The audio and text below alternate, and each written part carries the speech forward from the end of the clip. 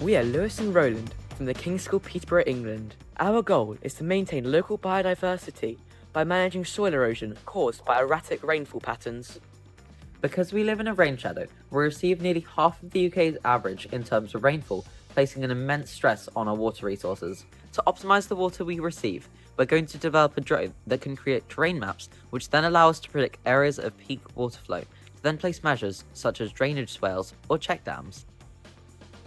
This will produce areas of land that effectively maintain moisture levels and prevent soil erosion.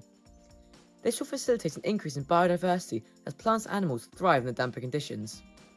We will test this using soil moisture sensors to gain an insight into the landscape's ability to maintain water levels. We hope to make this technology open source, so it'll not only improve the biodiversity in our local area, but also help global communities in their fight against climate change.